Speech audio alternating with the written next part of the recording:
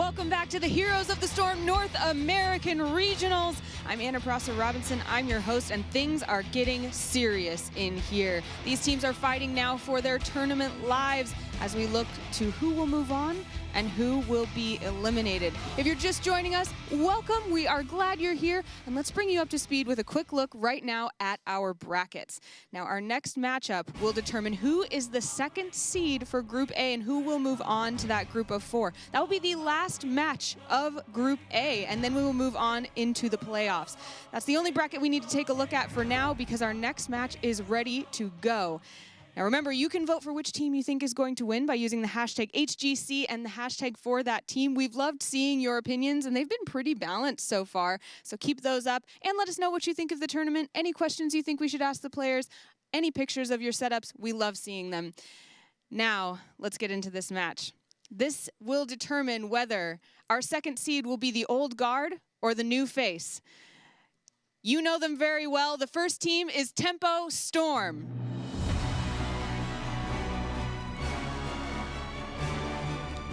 Tempo Storm coming out yesterday, managing to take a game off Naventic, for a lot of people saying that they would be the favorites, but really showing they have exactly what it takes to be at the absolute top. Absolutely. They've done really well. Again, like bringing that Cho'Gall game out and being able to take a game off Naventic and putting up some decent games in that best of 3 overall. Definitely looking to be a pretty strong team here. 15-6 is their record. I do think they're going to put up a great series here against King of Blade Alpha. This team is just making their place in the world. If you're rooting for them, let them know. It's King of Blades Alpha.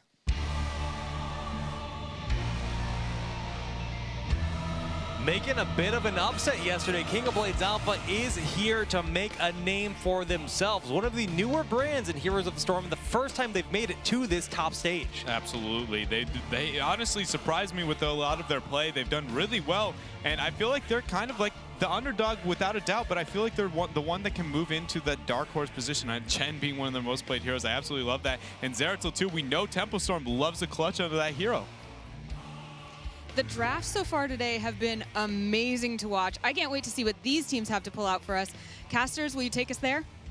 I would gladly bring you to the draft because I have no idea what to expect with these two teams colliding, Dread. I think without a doubt Zeratul is going to be one of the hottest points when it comes to these two teams. Tempo Storm loves it. We just saw King of Blades Alpha also enjoys it. It's going to be something that where the prioritization happens, I don't quite know. I don't think it's going to be banned out, but I can expect if it's a first pick situation, the first pick team will get it in the second rotation, or it's going to be interesting. Is second pick going to be willing to take it in their first rotation? Now, what are your thoughts on the fact that we're going to have Garden of Terror as our map and the potential of Cho'Gall being another big pick? Because we saw Cho'Gall used to some pretty good success for a variety of teams yesterday. Yeah, I agree. I think Cho'Gall is going to be a topic point when it comes to these two teams. I'm going to say that I don't know if King of Blades Alpha has the ability to play it. I've never seen them play it. It's a very unique strategy, and it's not one that you can, like we were talking about yesterday, that you can just kind of pull out and just be like, oh, you know, have high success with it. I question whether or not King of Blades Alpha has it kind of within their arsenal. And honestly, it doesn't mean that they don't. It just means that they've kept it so well hidden that I even have no idea that they have it. Goku, please. That face. They were just making Sonya sounds. The whole team was going, ha, ha, ha. The real question is, like, does that look like a face of mercy? No, it does not. Oh, my goodness. Goku laying it down there, and Kings of Blade Alpha trying to get everything set up here, trying to figure out what they're going to be doing here in this matchup. I do think that they have the opportunity to take games in the series off of Tempo Storm here, but they are going to be the underdog there. King of Blades Alpha was actually the first team to make it to the venue this morning. They made it on the earliest shuttle from the hotel here, and they were practicing before any other team had even arrived. So that just shows how much they want to advance in this situation. Absolutely. That is not something you do if you've given up on what the circumstances are for your team. They are coming in here, hand warmers, getting ready, making sure that they have everything set up before this game starts. Talking Trees there is a really great player on their part. Also, another kind of standout key player when it comes to their roster, I'm going to say say is Tomster, typically being played on those kind of melee-oriented heroes. He is somebody we should be looking out here for, especially if Zeratul is going to be picked up. And then on the other side, on Tempo Storm, I think Goku on his melee assassins, it's very crucial that they play their team comps properly with him, as we saw kind of the Zeratul playing against yesterday on Tempo Storm's side. It's so cool to see this prioritization kind of shift throughout time. Sometimes there's been a point in the meta where it's been about warriors for first pick, supports first pick, ranged assassin first pick, and currently we're seeing that heavy prioritization for the strong laners and for heroes like Zeratul. Can't stop, won't stop, Goku. No. Face of mercy right there. And we're gonna go the Slayer into, of Nerds. We're gonna go into the Slayer of Nerds. He has been named here today. We will be moving in the draft here though. Kings of Blade Alpha already trying to figure out what are they looking to do here. Zeratul, where is he gonna fall into that pick ban phase? Right out the gates. I didn't expect it, but it was there. Everybody wants it. It's a hot topic point when it comes to these two teams. I mean, just looking at Goku Zeratul alone and like the skill disparity between his Zeratul and his Thrall, I would remove his Zeratul 100% of the time. I agree with you. I definitely think it's a smart pick when you're on the side of King of Blade Alpha. Tempo Storm definitely clutching onto things like that. Also, we've seen Srey kind of clutch onto things like Johanna, the rest Zagara on the side of KO. Their compositions definitely do not show very much diversity, and if King of Blades Alpha understands that, they might be able to outdraft them here. Tasks that are going to be the response. Are we going to see the Rhaegar as we've seen a lot of teams doing? I think with Zeratul off the table, I think we can expect Kings of Blade Alpha moving into that, but we're on Garden of Terror. I like Zagara too here, but they will go for Rhaegar. Okay. Lost Vikings. Are something that is coming into play. Now, I think... I don't know if it's going to be bust out right now, but it's something to be looking at when it comes to this map specifically. You don't see Garden almost ever picked, right? It's like, a rare map. It's just one of those things that a lot of teams pull away from it. So unless they have a very, like, they know their opponents are just very, very bad at it, one thing that they could be looking to do is just be like, well, we know that we can play Vikings, and it's very good on this map. It just seems strange to be selected unless one team blatantly cannot play it as well as the other. Now, to explain one of the reasons why Vikings is so good, you can actually throw one of the 3 Vikings into that plant terror itself and have just an immense presence on the map in general. Of course, the soaking in all 3 lanes, another big power that is enabled by Lost Vikings, but Zagara will be the first pick for Tempo Storm, and they do have one more option that they can select here. Li Ming has been a high prioritization. I think that'll be the go-to. By a lot of teams. I think with Zeratul off the table, I really like Li Ming as kind of that mage. But they go with Falstad, going double sustain there. Global presence is huge on this map as well. Absolutely. I mean, it's definitely really good. One of the only problems that I have with kind of those pairings, as we saw, is the late game scaling out of that. Tempo Storm, I believe, I don't remember the exact composition. When they ran the Cho'Gall, they ran it with a double sustained Falstad Zagara. I think you're right. I think that was the case here. So is that as kind of a little bit of pattern in the draft? Are they going to be shifting a little bit towards the Cho'Gall here? Is KoB willing to play Cho'Gall right now, though? They could lock him in with Rhaegar. They could, but honestly, yeah, I mean, they definitely can. They can wait it out, too. They can also ensure the fact that it gets banned for the next phase. There's a lot of different options this early in the draft. They are going to lock in that Thrall, as we were talking. Tomster clutching under that Thrall. Yep. Very good. The Orc Boy is going to come into play here. Are they going to prioritize a tank? I don't think so. I think they're going to be looking for that mage. Li Ming or Jaina, I think, is something we can see coming out from King of Blades Alpha on this next pick. Okay, yeah, Li Ming will be that mage that's picked up here, so a very strong composition. They have a ranged assassin, a melee assassin, and a top-tier support all on their team. The solo laner has been figured out, and honestly, there's not a weakness in that. Like, they can draft a variety of ways to fulfill the rest of that composition. Of course, they still need that warrior. So Tempo Storm, are they trying to lock out a warrior that would be working against them if they did that? So I'm feeling... Not really, though. When you think about Srey clutching onto that Johanna as tightly as he is, like, I mean, it's just one of those things where I agree with you overall, but it's just when it comes to thinking about Tempo Storm's draft, their comfortability, like we were talking about, instead of like where King Caffeine doesn't like that Johanna, Tempo is very much the opposite way, and they do. That shows they very much like that. They think Johanna is the answer there. Morale is going to be banned out there, making Cho'Gall less appealing on the side of Tempo Storm. So Cho'Gall or JoJo is going to be the pickup here for sure when it comes to the tank. So JoJo and what else if they do not go with that Cho'Gall? If they don't go Cho'Gall, I mean, they could definitely go for Brightwing for the double global. That does have great priority, and Ziggs does very much like the hero of Brightwing. So paired with Falstad, I do like that option, just the great presence that is there, but I almost think if they do go that they might need another like pseudo support for this. Yeah, I agree with you. I don't know. It's really going to be interesting to see how Temple decides to move on the rest of this draft. Whether or not they want to be worried about a melee here, they go with Leoric, so that's going to be a double tank style composition. What are they going to pair that with? Johanna? Get a lot of the wave clear. Could be a double Diablo. That's actually something Mighty Temple Gust Storm in Apocalypse is really powerful. If you blow them all into a corner. That's actually Temple Storm likes a different version of that. Leoric Diablo, Lightning Breath and Entomb. You entomb them into the Lightning Breath and you just lay it on them. I know Saray absolutely loves that strategy, and if you do see that pairing, that's something we could be looking at. But you are right. Also, APOC Guts, there's diversity in the options they can do with that style composition. Okay, well, Diablo is definitely a big bruiser, and generally speaking, when you see Leoric picked up a means double bruiser, but Vala, that to me, that just says this is a comfort pick for Soldier. I don't know. We haven't seen Vala more than once this weekend. I think she got played in one game. Okay, so the Vala pick, it's not even just the viability of the hero and the prioritization. That ensures 100% it's a triple range solo tank. Yet.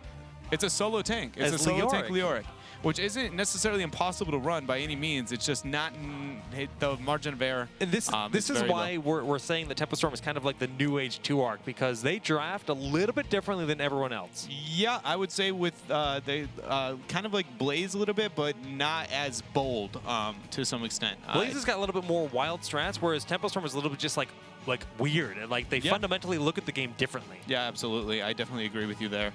So when it comes to the side of King of Blades Alpha, what do they want to round out the remainder of their composition with? I think ETC is going to be pretty much expected at this point, but then they have a lot of options to be moving with. Do they want to be worried about a double tank, triple melee style? Most likely not. Probably pull back. They have no sustained DPS to be worried about here, so I think what they're really going to be trying to lock in is just more burst-oriented heroes. The remainder of that, out of that kind of pool when it comes to those DPSs are pretty limited at this point. Kael'thas is an option, but not necessarily the best to be looking at there. Right. Well, they do have ETC for that big front line. They could go to the double warrior. Sonya's still on the table. They could go for that Thrall Sonya for heavy engage. But when it comes to fighting under some of those plant terrors with the slam there, yeah, we haven't seen Lunara yet today. Yeah, Lunara, Greymane, or Jaina. I feel like Greymane is what we're going to see. Yeah, there he is. There it is. Okay. I like that pickup, actually. Yeah, no, the Greymane pickup I do enjoy as well. The double reset is going to be real on the side of King of Blades Alpha. Sorry, it took me a while to remember he's even a thing. We haven't seen him at all today. No. And there we go. Now, Temple Storm going to be responding. What kind of healer are they going to win? Honestly, I think Karazim's going to be the best in the situation, but I don't think Ziggs has necessarily shown comfortability on that type of hero. I think Uther's going to be the pick, and I don't know if I like it. I really don't want to see a Malfurion here. I know that was something that Temple Storm ended up pulling up as a response to Lunara yesterday, but it's going to be interesting. They're going deep into their pool here to try and figure it out, Jake. But I really like the comp coming out on the side of King of Blades Alpha. It's honestly a very good composition. Heavy engage, heavy sustain, and just the burst potential exists. And they're going to go for that Brightwing. So the sustain on the side of Temple Storm is rather low. Note, when Leoric dies, it's not the most impactful thing in the world, and he can get away with a good bit of stalling for the team. And yes, both Falstad and Vala have good escape with the vault and, of course, the barrel roll.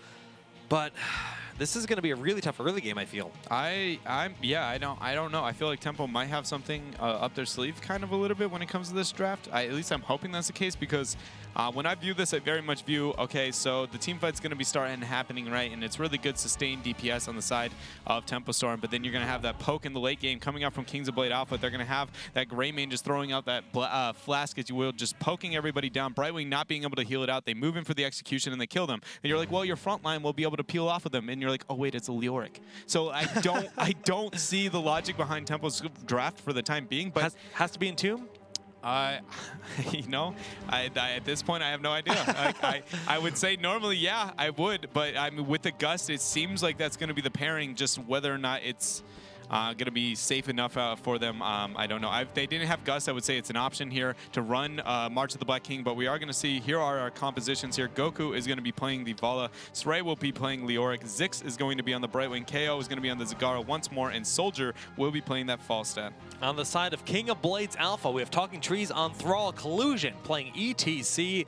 Dark Chimera on Rhaegar. Frozen X playing Li Ming. And Tom Storm Greymane. This is game number 1. Let's jump right on into the action here on Garden of Terror for, if I'm not mistaken, the first time this weekend. Absolutely. It's one of the least favorite maps out of all of North American competitive Heroes of the Storm. Honestly, might be a universal thing.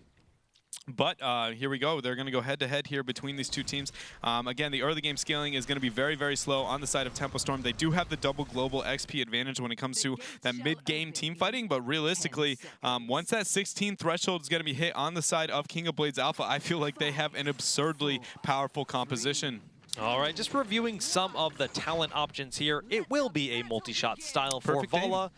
Perfect aim has been picked up. Stylistic for Greymane. It's been, between that and Wolfheart more often than less. Viciousness, I saw one moment of viciousness. Was that, but yeah. was that Glaura? I believe it was KoB. I don't actually remember. Viciousness was shown one time, though. Nothing too crazy. Maybe Blaze, even. But overall, they're, like you said, there's nothing too interesting when it comes to these two teams. Zagara's already on the bottom half of the map trying to get a little bit of that creep spread, as you see down there, and the rest are kind of going head-to-head in the mid lane. Nobody with too good of wave clear, really, and the 1-4 is not a common strat. This map is far too big. You see Soldier flying top. Usually, you see on this map a 1-1-1 and a 2-man roam squad, or a 1-1-3, which we are going to see coming out. Actually, a 1-2-2 so far coming on the side of TS. Saray getting a little bit aggressive here. Going to get damage on Frozen X. He burns his blink, but misses the W there. He's going to be able to walk out of that. All right, well, you do see that Leoric is able to get out of just about any situation. Great poke here in the bottom lane already, just burning through that. But how much damage Soldier took in that versus Tomster on Greymane. That's why we see Tomster on these big melee assassin. He knows when to strike. It's really interesting they decided to solo. Okay, we got a pause coming out here, but it is okay. So right out the gates, when we look at kind of the lane matchup out of these two teams here, Jake, it's really strange to see the fact that we've sent Zagara, who we know to be kind of a legendary solo laner, to the bottom half of the map, right? And then we see also Falstad's on the upper half of the map in a 1v1, but Brightwing helps out the dominant laner. Not necessarily the crippled laner. The Falstad not very good in that 1v1. So I feel like it's already a laning mismatch on the side of Tempo Storm. Maybe not totally understanding what they need to be doing when it comes to the early game success of their composition. And that could be really bad, because I do think if King of Blades Alpha composition snowballs against theirs, I don't see, other than very big gusts and mega plays, a very good way to come back in this game. I mean, like you said, the double reset. If you get the double go for the throat with Li Ming resetting all of her abilities, it is just such a big momentum swing for that team. Yeah. So they need to be critical to keep everyone alive. And when you consider that Leoric is often a style hero that kind of goes in and throws his life away, knowing that his trait will get him up, the Undying, to get back alive relatively quickly, that actually will work so hardly against Tempo Storm. Yeah. It's insane. And it goes even past that when you think about, well, you know what you'll do? Just get really good healers against Burst and against that. And you're like, well, they have Brightwing. You're like, wait. Okay, what if we just kick guys with really good self-sustain and with really high health pools, like a double tank or a sustain tank or something? And then you're like, but we took triple range. Right. And now, so there are things that can work with Brightwing, of course. As Greymane dives in, you can polymorph that target, and that will buy you a lot of time. And you can go for Shield Dust at level 13, which is going to give you a good bit of sustain, versus the big power of Li Ming as she throws at the big skill shots. Yes. But it's hard to do that effectively, and it's not the same kind of support as, say, an Uther, who heals you up. Brightwing's more about preventing the damage from happening, whereas other supports are more about healing you up after you receive the damage. Yes, yeah, you are very much correct in that type of situation. And it's honestly, like I said, it's just one of those situations where unless there's going to be a major misplay, I just feel like the scaling on the side of the composition for Kings of Blades Alpha is going to be very, very powerful here. And we are going to be possibly figuring this out here soon, ladies and gentlemen.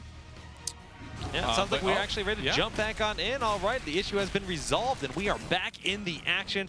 Probably just somebody's mouse settings being off or something like that. It's pretty common for the first game of the day. Absolutely, just getting these computers warmed up here. But now Seeds are going to be spawning. No team making a direct rotation out the gates. Rhaegar is going to be ensuring the bottom right-hand side. Brightwing's going to be ensuring the bottom left. So both teams going a little bit even, but Frozen maybe, oh no, he's going to get the XP there on the mid lane. Okay, so both teams, on the upper half, Goku actually ensuring the Seeds here. So Seed advantage right now going on the side of Tempo for the early rotations. Yeah, but Saray cannot contest this with 3 members on him, but we do see Goku around the corner, could consider assisting.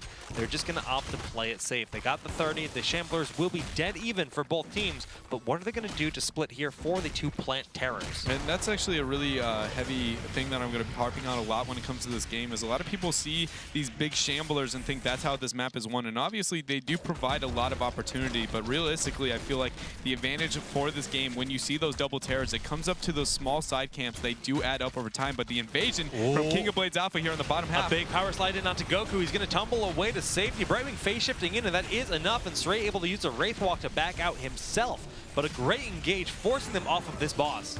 Falstad is yet to fly. Falstad is going to stay on the upper half, so they're going to give up the rest of this bottom.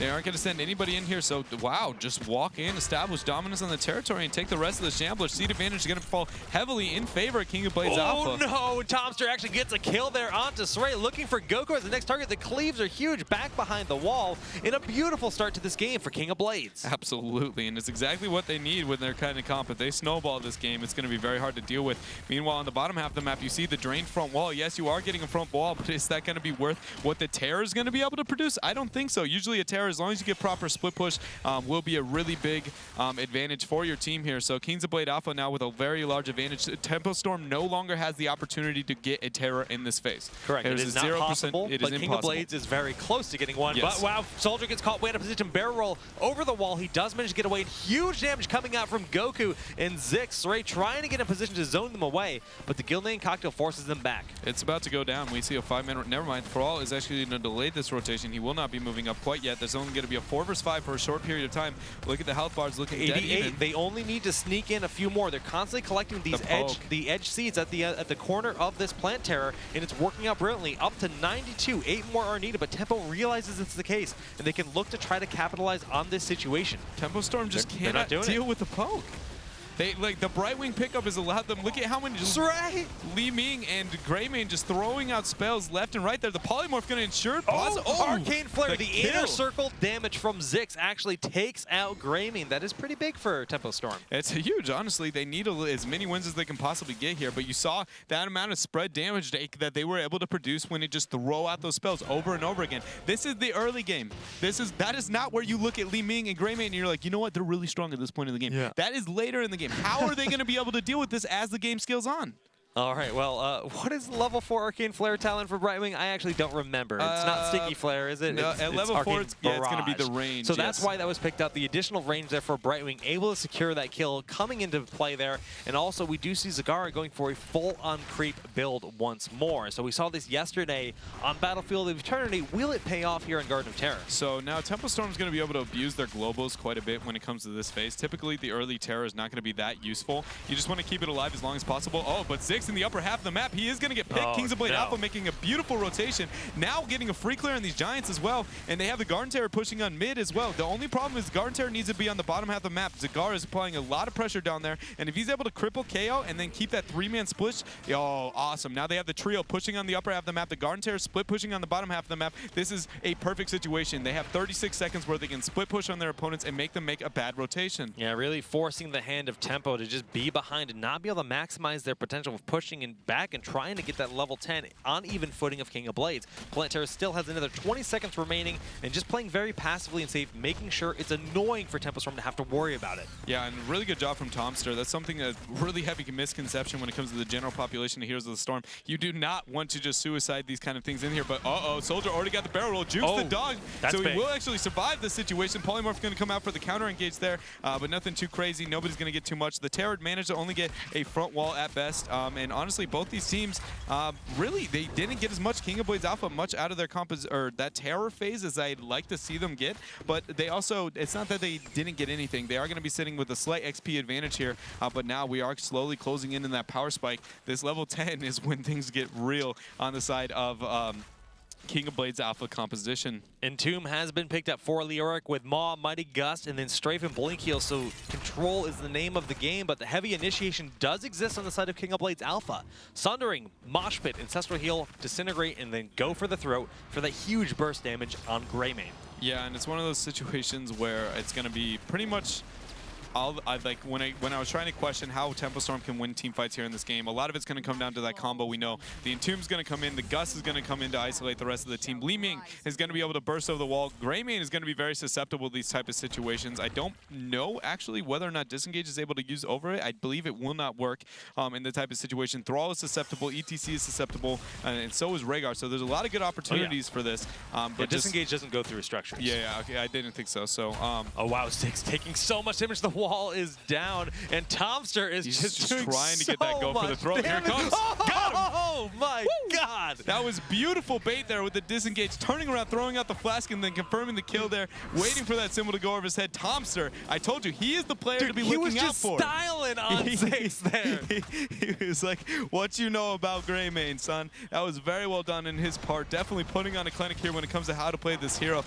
I am very impressed. I said he's going to be the kind of standout when it comes to King of Blade Alpha composition. Really well done on his part here. And now they're going to insecure the fact that they're going to have the opportunity to get a Terror here in this phase as long as they make the proper rotations. Tempo Storm still even on XP. Keep that in mind. Yes, they are losing on the kills 3-1, but for when it really comes down to it, they aren't that far behind. Tempo Storm still has a late game scaling composition as well. It's all going to come down to the poke coming out from Li Ming and Greymane. All right, well, Tempo just constantly on the back foot, it seems, trying to regain some control. They do have that first plant terror now ready, just about to be channeled by Vala. It will be Goku driving to this plant terror into the mid lane, but we do have the second plant terror for King of Blades Alpha as well. Interesting decision here to put Valo in it. Typically, you want to put your hero who is the least effective when it comes to team fights, and it probably makes sense to have her at this type of situation. You do see King of Blades Alpha also pressuring 3-land on the upper half of the map. They do have a Terror pushing, and have Zagara staying on the bottom half of the map the entire time. I don't think KO has left his little creep home down there he's got without that a creep single spread time this entire game. Now you see Trees making a really smart choice to go down here to try and get the split push, keep him busy. Meanwhile, in the upper half, his team is able to secure a fort. Yeah, the top fort has gone down on the side of Tempo Storm, but level 13 to 13, very even so far experience-wise. So no massive advantage for either side due to the normalization provided by these plant terrors. And we do see Goku opting to rotate down to bottom, where Zagara has already done so much pushing for the team. Yeah, and realistically, in the upper half of the map, though, the Polymar's going to be coming out. Tomster's going to queue out, and Stray's going to miss his W. And that's all it's going to take. He's going to be able to walk away from this. The 13 talent going to be picked up here is going to be Unfettered Assault there on the side of King of Blades Alpha, so he will have very good Q distance here, but Goku, the Entomb. The max range Entomb, the Polymorph going down from that Queen's Curse, and the synergy with Leoric and the Plant Terror does pay off and blowing up Rhaegar. Can't even consider casting the Central Heal just due to the max lockdown from that the Queen's Curse. I mean, it was really well done on their part. They do walk away with that one pick. This isn't late enough for their type of composition to get away from this. He is going to give up a full W from that Terror. Poly goes out, Arcane Flare. They do see the big hammer rain flying forward, slowing down Talking Trees, and the damage output, the body blocks are there, just completely surrounded. So Thrall a little bit reckless, Talking Trees with that Plant Terror. No, that's definitely what they need when it comes to Tempo Storm to try and make a big win on this map. They're going to try and capitalize on the small advantage. They have 25 seconds to make something happen. Expect them to make a big play here somewhere with a gust or something of the like. Greymane, meanwhile, soaking on the upper half of the map. Like I said, I think when the 16 spike hits, if a map objective like one of the Shamblers is what the fight's going to be over, I'm really fearful of the poke coming out from King of Blades Alpha. The presence for King of Blades actually forces out not only a phase shift pulling Brightwing out of top, but the Mighty Gust there, but they're now focusing Entomb there onto Collusion, using Power Slide out of the Mosh Pit, and the Ancestral Heal will connect. A great sustain here. Now Stray needs to desperately back on away because Mighty Gust still on cooldown. Yeah, and keep in mind that was a 4 versus 5, and we saw 3 ults used on the side of Tempo Storm. Meanwhile, on the other half, there was only, what was it, Ancestral Healing was the only ultimate blown at that time. So really well done on their part. Patience with the ultimates, making the smart decision. Tomster getting the flank on the back line, getting a lot of poke, and then deciding to walk away, saying, hey, we can't really win this fight, and they end up coming out a win on the heroic situation. Now, this is where the phase for this night is going to be very crucial for both these teams. They both have pressure pushing elsewhere on the map, but more importantly than that, Tempo Storm has a 40 seed lead. This is going to be interesting. How well are they going to be able to capitalize on this? The fight, they're so close to 16 here, Jake. This is going to get tense. Both teams very, very close to level 16. It's a Mercenary Camp advantage to Tempo Storm, and Stray bowling them on this point, but Soldier taking so much damage. Barrel out, but then we do see the Gust has been cast, but Tomster is looking for the go for the dirt, trying to get forward with the Unfettered Assault. He disengages. Gilnean Cocktail is available, but he hasn't cast it, and Soldier does manage to dodge. We do see Stray able to disengage, but great just hesitation by Soldier getting behind that tower. No, it was really well done. He actually, avoiding the situation of the tower, so the proc wouldn't get onto him from the Q coming out from the Greymane there to secure the kill. 16 tier is going to be picked up for them. Our King of Blade Alpha right now, they are actually, because of that skirmish, a little bit slow on the rotations here. You see that they want the fight here. Yeah. They know Tempo Storm's down here, and they're making this aggressive rotation. Look at the Q damage coming out from Greymane in this fight. It's going to be crucial to their success. Okay, 16 on both teams. They're engaging hard. Stray still on the point of the boss. and as it expires, many of the seeds will be stolen. Mighty Gauss has been cast, and Tempo just got exactly enough seeds for themselves to get that plant terror, and they just disengaged, not getting greedy. I think that's a pretty telling sign, though, when it comes to Tempo Storm, Yeah, on how they view their composition. They are not willing to take this blow for blow. They're like, yeah, we'll take the terror, and then we're just going to kind of move away from you guys because you're scary. They didn't even throw out a single flask on the side of Greymane, and so now they're going to decide to make the rotation up here, but the Rue coming out not being capitalized on the side of Tempo Storm. Sray taking a lot of damage, Jake. Uh-oh, Sray does need to get out of there. He's cast the Entomb at that last moment in a two-man maul, but there is no follow-up. The disengage is here. Zix in the front line with a single poly, but again, Tomster actually going to get barely not rooted by the boss, going in deep, doing a ton of damage, takes out KO, but not before he falls himself. 2 for 1 in favor of King of Blades Alpha, but they do not have enough seeds for themselves to get that plant terror, and this terror of Goku is doing so much. Yeah, they're going to try and use that as essentially like a double hero. Dark Chimera getting poked out. He has Ancestral. It's going to hit. He will survive in this type of situation. That is going to keep him alive enough to be able to contest this. Keep in mind, Tempo Storm is not going to get another terror. They're essentially suiciding their terror right now. Meanwhile, King of Blades Alpha has the opportunity to get one. Big Queen's Curse on the collusion, but he's getting body blocked into the wall. Sray's waiting to respond, but the Mosh on 2 targets. The follow-up not quite here. Queen's Curse will be cast. No, not in time for the interrupt, and they do lose more members here. Brightwing is down. The strafe of Goku as he disengages from the terror, going to be enough for him to escape here, but the plant terror will be picked up for King of Blades. Absolutely, and the decision-making coming out from Kings of Blade Alpha and Tempo Storm, honestly.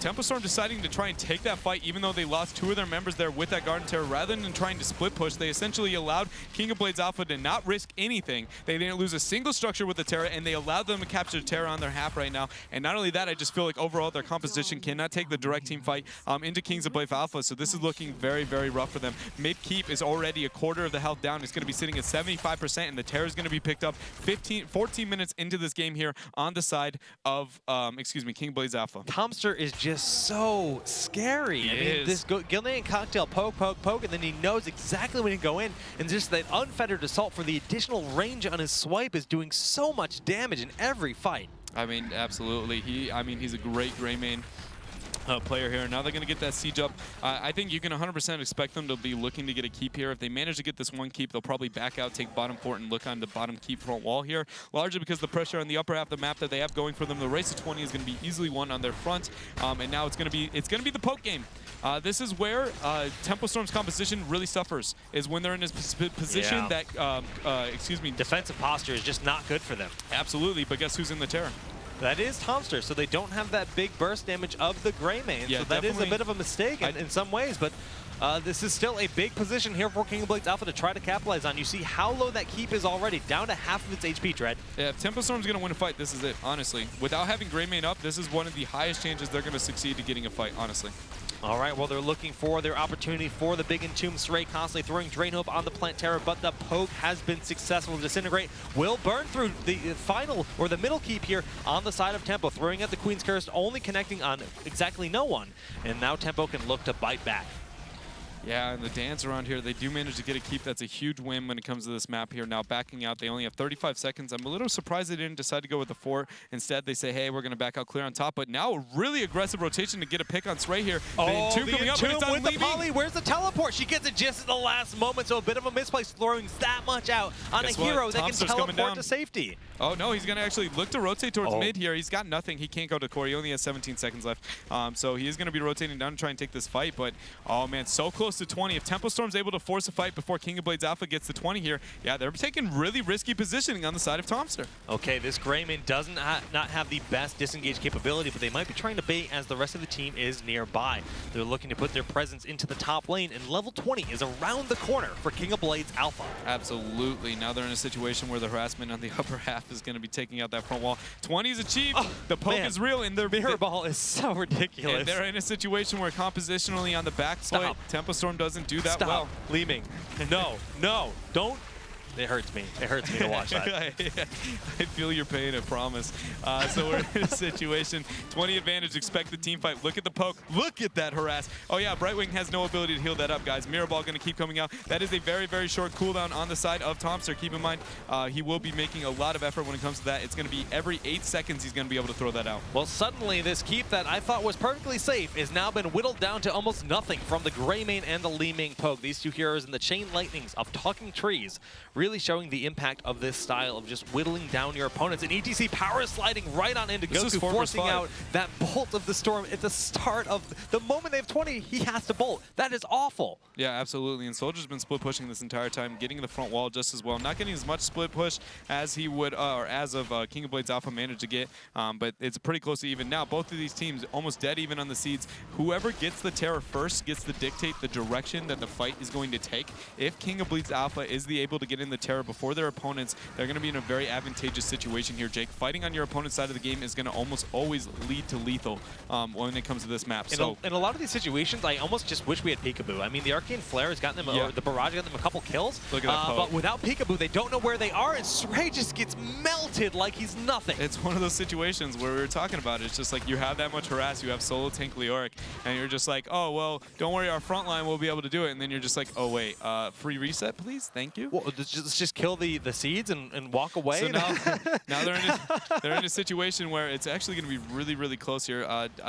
They're not going to confirm the Terror quite yet. So I would like to see on the side of King of Blades Alpha is them getting the Terror instantly. So they have 14 seconds, not Tomster. They need the poke. What they need to do is try and put somebody who has least effectiveness when it comes to their team fight. Honestly, I put Thrall. Yeah, Thrall. Like, I feel like they're or Li Ming, one of the two. Just do not put Tomster into the Terror here. If they get in the Terror and now position themselves on the opponent's side of the map, dance around a little bit, force them to come out, get one pick, 1 to 2 picks, and they're going to be able to end the game here. This is a huge winning situation on the side of King of Blades Alpha. If they do not walk away with a keep minimum, I just don't see a situation where they don't. They have the team fight advantage over Tempo Storm. They've established dominance throughout the entire game. This is the point where they can end it. Well, they've been called the Dark Horse many times, but here they are up against Tempo Storm, well ahead. They've taken out a keep. The top keep is very low, and they're grabbing that Plant Terror. This is only game number 1, but they're looking for a potential lethal push. Here they go. They're going to be moving in. Keep in mind, Fawcett has shown in the upper half of the map, Zagara and him are making a little bit of slow rotation. They do come in here. Epic Mount coming into play there at level 20. Nothing too crazy when it does come to level 20s here. Okay, so Trees needs to make sure that stays as healthy as possible. He can't risk any of the HP this far away from the core. Notice how Tempo's fighting away from the core. That's really good. Ziggs got completely chunked down. This lone support, Brightwing, forcing him to an incredibly safe posture, face shifting in, giving that shield to Soldier, who they use the Mighty Gust on immediately, but they've just spent so much, and they took so much damage on top of it. Yeah, they definitely took too much harassment, and they're still looking for core, even though it's only got 25% health. That's going to be crucial. Here comes the Entomb. Not quite yet. There it goes. The Entomb's going to be locked in here, Jake. The strafe is good. It's doing a lot of damage, but it's not enough. Sray gets melted like he's nothing. Tomster just dashing in. There goes KO on Zagara. The Maw is not going to be enough for this defense. A 3v5, but we do see Li Ming gets burst down. So a nice win, and the Ancestral Heal does not connect on Greymane. Tempo Storm's suddenly biting on back. The core shields are holding, but the Mosh Pit on 2 targets. The blink into the fight, not able to secure the poly, and King of Blades Alpha should be able to end it here. Yeah, that's it. He still has Ancestral Healing on cooldown, so keep in mind he will be able to do it himself. The shields are down 97%. That's going to be it. There's no hope. There's no Gust. There's no way he can do it. Sray is not going to be able to survive here, Jake. That's going to be it. Kings of Blade Alpha is going to take game number 1 here against Tempo Storm. What a Cinderella story. Tempo Storm, one of the oldest brands and heroes of the Storm. The Ancestral Heal connects, and the core has fallen. I can hear their battle cries from across the studio. Absolutely. I mean, well-deserved, honestly. I mean, I've said it enough, and I don't think I'm going to harp on it anymore. I just feel like they had the better comp, and it wasn't even close. This is an elimination match, Dreadnought. Absolutely. The team that falls here loses their chance to move on to playoffs, and they lose their chance for going to Worlds later this year in Korea. This match means so much. Absolutely. No, yeah, and it's the composure that Tempo Storm's going to have to show to maybe come back from this is going to be huge here. But you see in the upper half of the map here, Sray going in, trying to make something happen, getting the Entomb out, but look at this. Now, Greymane wasn't even in that situation. It was a 4 vs 5, and then they're able to still turn this. Look at good job dodging the root there and then going on the back line, going 1 for 1 here, but just Sray taking so much damage, falling out there. It just shows like how weak that frontline Leoric really is. I don't think Tomster ever went in without at least trading. He was always trading effectively no matter what, doing huge poke before the fight and just maximizing that Greymane. Look at this. The magic missiles and then the power slide from Collusion and of course Li Ming. It's just crazy, crazy burst potential on that team. No, the double reset with the poke is great, and it was against legitimately probably the best healer minus a solo Tacet support that you could run that style composition. And the Tempo Storm didn't win the early game, and they definitely aren't going to win the late game with a poor healer against that style of composition, and with essentially 2 late game scaling heroes, they have no chance to just dominate the early game and make it a close game. Well, I cannot believe this is happening. I'm so excited to see a team come out here. I mean, qualifying in the last qualifier, the 4th qualifier, everyone's saying they're a dark horse. No one expected them to make a big splash in the scene, but suddenly they're on match point to advance into playoffs. Absolutely, and I mean, they've done a really good job, and it's well-deserved, to say the least. That composition was very, very good, very well thought out on their half. You can tell that they understood what they wanted to do in the draft here. Map-wise, we do know we're going to be going in game number 2 between these two. It's going to be on Infernal Shrines. I really would be interested on who decided to actually pick that Garden of Terror map. If that was something that Kings of Blade just felt like Temple Storm was severely weak at, it might be the case here, but Infernal Shrines being more and more common in the North American scene. Well, this could be one of those situations where we see a hero like Cho'Gall picked up. We saw Temple Storm use Cho'Gall to great success yesterday versus Naventic. But I'm curious exactly how they're going to approach this. That draft definitely seemed unorthodox, to say the least, with the lone Brightwing. Yeah, And the lonely Yorick. I think it would have been a decent approach to the game if there wasn't so much poke sitting on the opponent's side. Pairing the Brightwing without really almost any reason really is kind of pulling away from Temple Storm here. If they're able to adjust in the draft, though, we're going to have to figure it out. This might be the situation that we see last game where maybe Kings of Blades is going to win the draft so hard that there's almost no coming back here. So here we go. Game number 1, Temple Storm, or 2, excuse me. Temple Storm's going to look for the ban. We know Zeratil's a hot topic. We know that both of these teams are very, like, they're essentially going to force King of Blades into a Zeratil ban. I don't think there's any way they don't force them into that. And if they don't, the Temple Storm will first pick Zeratil, I think, with no hesitation. I like the call a lot. Temple Storm, what do they do? Are they going to stick to... Will they ban Zeratil themselves? No. Falstad, that big global presence hero, the power of Mighty Gust, just removing that and forcing a Zeratil ban. Rhaegar would enable Cho'Gall for their next pick if they did go for it. Yeah, I do think it's going to be a Rhaegar pickup. I don't see really any other reason or any other pick here. And not to say they have to go Cho'Gall. Of course, there's many options that are on the table, but This is something that they did see great success with yesterday. Yeah, it's a game that we were able to take off an Naventic there with that kind of strategy, and Rhaegar really helps with that, as you were talking about. He helps for a lot of strategies, honestly. Not only is he just like a great hero, more than anything, he's just diverse, right? So he helps other heroes become even better and better, which is why he's such a good first pick. You don't always have to pick the most broken hero. Sometimes just the one that makes other heroes that much better is all good as well. So Rhaegar going to be locked in. King of Blades Alpha, what are they going to be responding with? Thrall Li Ming, legitimately zero hesitation there. They know what they're going to be doing. So are they going to take the Cho'Gall before the second ban phase, or are they not worried about it? Is Temple going to clutch onto it? Well, they could force the ban. They could still try to grab something like Tassadar here and then go for that late game Illidan. You were talking about the power of Illidan on maps like this in particular, where the safe zone is far away. He does do well on large maps, you are right. The one thing that he really suffers with, though, if you decide to go that, is wave clear. It's absolutely crucial to success on this map. Decent, but it's not enough, and he has to put himself in a pretty risky situation. It's not, but also it makes it to the late game, and Illidan does pretty well with the kind of skirmishes when the map is very wide open and things. So I can see them going with it. There's a lot of options, but I wouldn't be surprised if Cho'Gall, just because I feel like when you win against a team that you consider to be one of the favorites here coming into this tournament with the strategy, I feel like you're going to hold that on when your back is against the wall. That's kind of going to be your go-to, and I think they're going to pick it here, honestly. I don't think it's right, but I think they will. What do you think the chance? I mean, if they don't go Greymane, you think they could ban Greymane? Temple Storm is yet to show a single Greymane game. So if they don't, so it's no Cho'Gall confirmed. Jaina has been picked up. Please tell me it's going to be paired with Sonya. Somebody else needs to pick Sonya in this type of situation. I'm feeling Muradin, just knowing Temple Storm, and that's a little bit more of a normal thing. I don't know. Have they played Sonya once? No other team. They were making Sonya sounds during the last draft, but I mean, please? Just the mind games. I guess. I really need to hear it here coming out from them. But the Rhaegar Jaina Muradin has been so common for so many teams. Yeah, absolutely. And we saw even Cloud9 decided to make that rotation as well. Yeah. We saw as it goes. There she is. In. Making I really Dreadnought like happy. that pickup. Yeah, I think that their composition now is far stronger than their last one was. Already. With 3 heroes. They don't even need 5. They honestly, yeah, it's one of those situations where at least their trio is so powerful they can pick almost anything else that kind of just fills a role, and they're going to be decent composition. So now I think King of Blades Alpha has a lot of things that they need to think about on what's good and bad in the rest of the draft. I don't think we can expect a Cho'Gall, but it might be an option here. They might look for the ban. Yeah, if they're still scared, it's not necessarily out of the realm of possibilities for Temple Storm. Cho'Gall is a warrior and an assassin all in one, and they've already got the support with a pseudo-warrior and a ranged assassin. So it definitely could fit with what they have, but is KoB actually worried about that? I don't honestly know what they're worried about. I think 0.0% chance this isn't a Gray Main, man. They are indeed Like, worried. it's got to be Gray Main. Like, there's no way. Yeah, I would bet There's no way you let this through. Li Ming, Gray Main did too much in that last game. The double reset, the double burst power, and just the poke they had to whittle down Temple Storm slowly. Sure, Rhaegar will deal with it better than Brightwing could.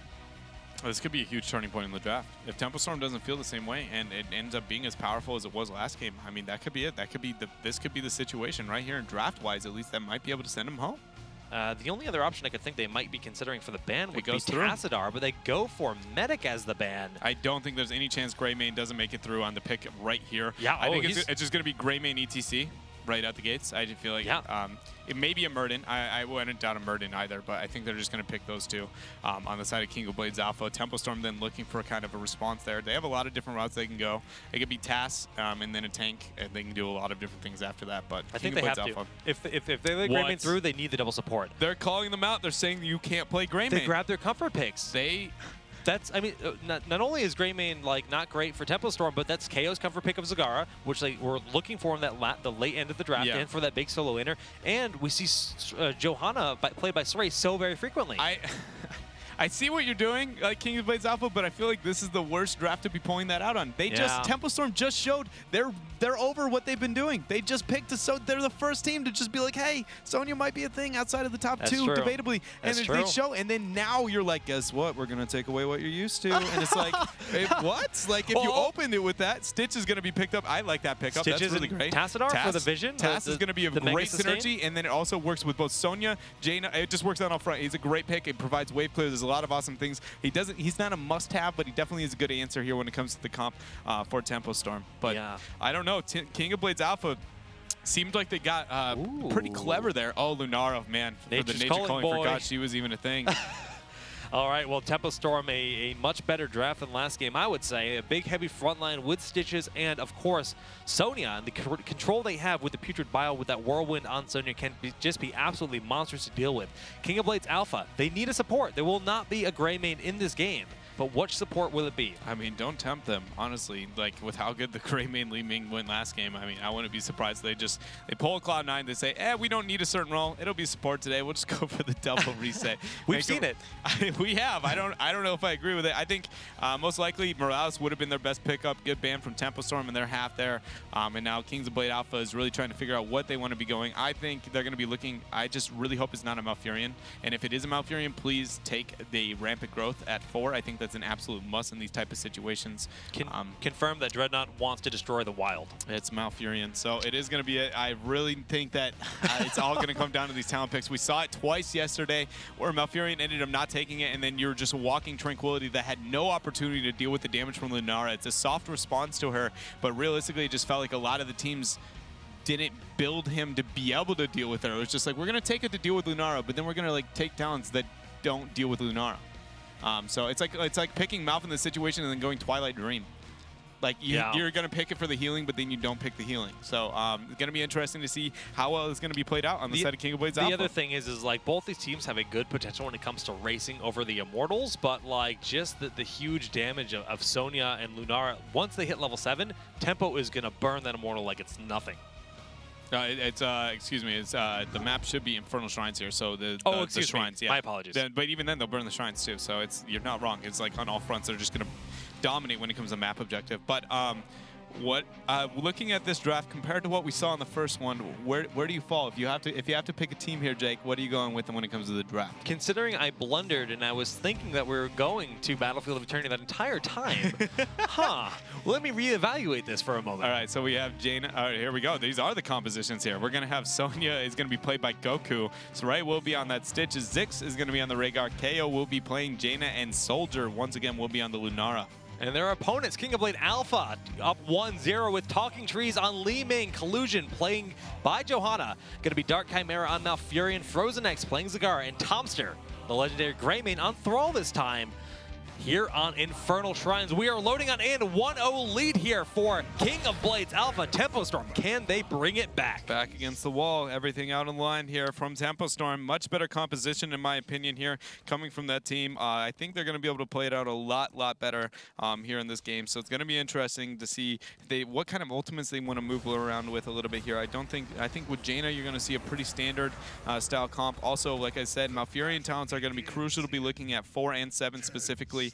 If he does not look to be at least rampant growth and enduring growth, I think is also very complimentary. But they're going to be crucial to the success of the team fight in this game. King of Blades, wow, 65% after that showing. I don't blame you. All right, so to respond to your question, who do I think has the better composition? Really, I just look at King of Blades Alpha, and their comp is all about initiation. Their poke is much less powerful in this composition, and it's about big Sunderings with the Blessed Shield and the Maw to kind of find that control. If they can't get big Maws to buy time for the Tranquility in fights as well, I mean, I don't see them winning this just because the threat of hooks and just the late game damage of that Lunara is going to be too much for Malfurion. I agree. So it's all about getting a big early game on the side of King of Blades. I agree with you. I think initiation is absolutely crucial. Overall, I definitely like Tempo Storm's draft a little bit more, but I do agree with you. It's a far closer draft than the last one to say the least. I think it's harder to initiate for King of Blades than Tempo Storm's up. Huge hook though. The follow-up's going to be in there. Root coming out. It's going to keep him alive here. Tempo Storm backing up a little bit. KO getting caught though, taking a lot of damage. Huge body blocks there. The Chain Lightning barely not clutching the kill, and the Feral Lunge from Zix almost takes out Tomster. So a very even trade there from both sides. Yeah, and the wave clear coming out here now. You see them trying to run this 1-4 between the two lanes. Goku getting a little bit of harass in the upper half of the map, but he's not going to be hurt too much there. Honestly, taking the minions there hurt him a little bit more than just that Hydralisk there. So a good lane for him. Not necessarily one that he's going to win very hard by any means, but he will be able to compete with that Zagara, such a dominant hero in the laning phase. All right, in terms of talents, we do see block once again for Sonya, just respecting the threat that exists on Thrall and Zagara when they do those big autos. Beyond that, pretty darn standard stuff. I mean, Moonburn going to really help with that lane clear. I like this by Tomster, just waiting. If Goku uses that Ancient Spear to go in, he is going to be so very vulnerable, and Tomster will be able to pick up a kill. You see, and they're zoning off of XP. For those who don't know, the distance for soaking XP is the distance of vision provided within the hero. So you can see that because Goku can't see the minions from his own character model, he's not gaining any of the XP at that time there. So zoning off the XP, really well done, giving him his team a small of an advantage on the upper half of the map there. And now they're going to see a heavy rotation to mid. This will be a 5 versus 4 if it happens quite yet, but we saw Tempo Storm on this map. They gave up the first 2 shrines. They didn't even look at him the first time that they played this map yesterday. But now, a different approach to the game here with this composition. They're going to stick with it. Yeah, another big strength here for Stitches, just once we hit level 7, last bite really gives them so much sustain when fighting over these shrines, just because the reset that you have from killing those minions left and right with your E really does add up and make him very hard to eliminate. And of course, that poison, the bile that drops on the ground, does pick up last kills once in a while when you're fighting over these shrines. Yeah, really good root though. The Stray taking an absurd amount of damage. So low. Yeah, and Collusion pulling in as well, trying to confirm that kill. Both teams barely going down, but Soldier taking a lot of damage. The health bar is falling far more on the side of Tempo Storm here for the time being. Both teams backing out, trying to tap both dead. Even 2020, Jake. This is his first shrine's going to be very close, but keep in mind, Goku has been top the entire time. Yeah, that's really going to start to help Tempo Storm edge on out, especially the longer this goes. The big orb coming out from Limi, taking a few of those skulls away, giving the edge to King of Blades Alpha. Just 4 more away. They should be able to get the first Punisher of the game, and we see Tempo Storm has decided to back away, realizing if they caught out of position and the Punisher jumps on them, it could be lights out. Yeah, I think that was a really smart call on their part. I do think they risked a little bit too much when it came to the root and Saray almost falling down, understanding it was a 5 versus 4 the entire time, baited over the wall. Now there it goes. Nothing too crazy, just getting the clear, getting the front wall attempt here. Both these teams playing very, very standard when it comes to the map, but Tempo Storm trying to soak up a little bit more in the upper half of the map, and they walk away with essentially 0 XP advantage over their opponents. If anything, they're behind now. Yep. So it's going to be whether or not they decide to do that for the second rotation, keeping up this strategy when it seems to not be working as well as it had yesterday. Yeah, but level 7, they get such a big power spike. I mean, as long as they're on even footing when it comes to 7, I think things are going to look quite nice for them. Yeah, and we see level 4, Malfurion, he decides to take the rampant growth here, going to be producing 50% bonus healing onto his Q there to be able to deal with that spread Lunar damage at 7. If he does go enduring, it definitely will be able to amplify the damage, the healing output from him. to try and deal with that late game spread-oriented damage that she can do. It's critical. Yeah, it's critical. It is absolutely critical. Either that or we can get that Lily hype again. I mean, we can talk about that a little bit, you know? We haven't seen Lily yet, but I believe you. I believe that there is hope for the Lily Master. Adventure Time could happen. We do see Cleanse there for the Rhaegar. We do have that last bite for Stitches, and of course, Nature's Culling on Lunara makes her ferocious when it comes to fighting over the shrines and pushing into the structures. Yeah, both these teams going head They to forced them back. This is big for Tempo. Yeah, I think that was more of just playing it safe rather than like understanding they were in an advantageous or disadvantaged situation there. Honestly, like, what did Tempo really gain? Not too much. What does King of Blades lose? Not too much, really. They gained dominance on the map. But Soldier overextending a little bit there. The slow going to come out. No body block. The root, though, kind of barely missed there. You know, if Tomster hadn't whiffed his Wolf, Condemn would have connected no matter what.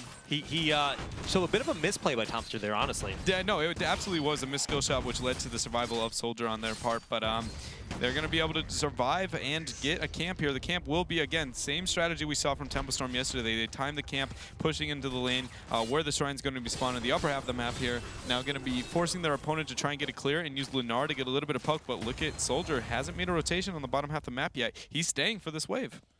Well, with Nature's Calling, I mean, the threat certainly exists. So even if this Punisher is picked up successfully by King of Blades Alpha, Soldier could easily win out his own tower. He's just kind of poking in, making sure he's safe, actually looking to potentially rotate all the way up.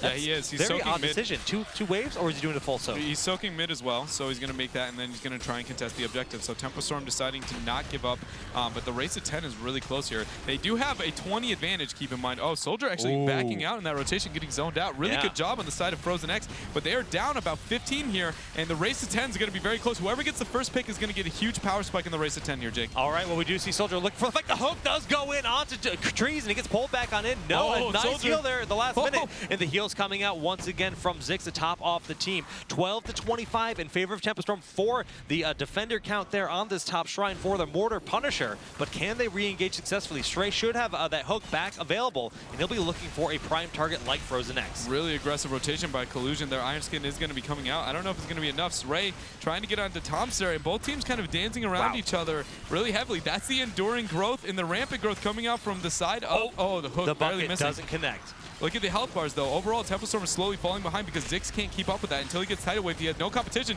but Collusion. Oh, nice roots there, keeping Collusion alive, and we do see the Wisp will scout at the location there.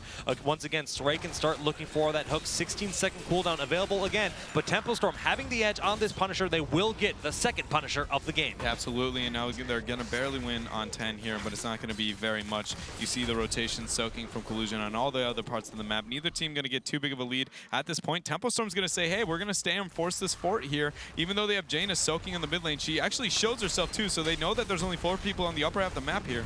All right, some pretty standard pickups for all of those heroics. Just watch for the Putrid Vials for the engages and disengages, because paired with Sonya, that is a heavy amount of damage that you will be taking. Yeah, it definitely is, and especially with Jaina not being with them, though. Jaina's Welly is so hard to deal with. The chase potential that comes out of that Water Elemental with Sonya chasing him down. I do agree with you very much so there, but they're going to play it safe, try and get a little bit of the fort, a little bit of harassment, then back out. Make sure you get the mercenaries, paint the map your color, and just try and essentially get the pressure, get the poke, make a bad rotation out of your opponents. Well, you'll notice Tempo, with those rotations in the other lanes during the Punisher they picked up, has granted them a nice experience lead, about a quarter level so far, but as they're grabbing all these mercenaries, they can translate the experience even further forward if they can try to snowball it into the structures.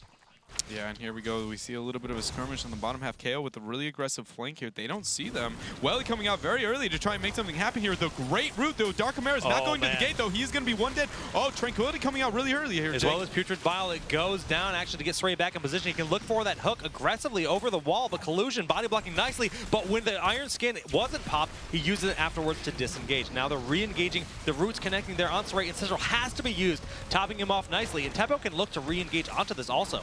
Absolutely, and now it's a really using the Tranquility to keep himself alive is going to be okay for now. Whether or not the map objective spawns during that duration of time that it's off cooldown is going to be absolutely crucial. Malfurion's a very hard team fighting hero when you do not have at least 16 or unless you have Tranquility, largely because the duration of his cooldown with how much healing it does, it just feels like he cannot output enough healing to help with those team fights. So keeping track of that cooldown for Tranquility is absolutely crucial here.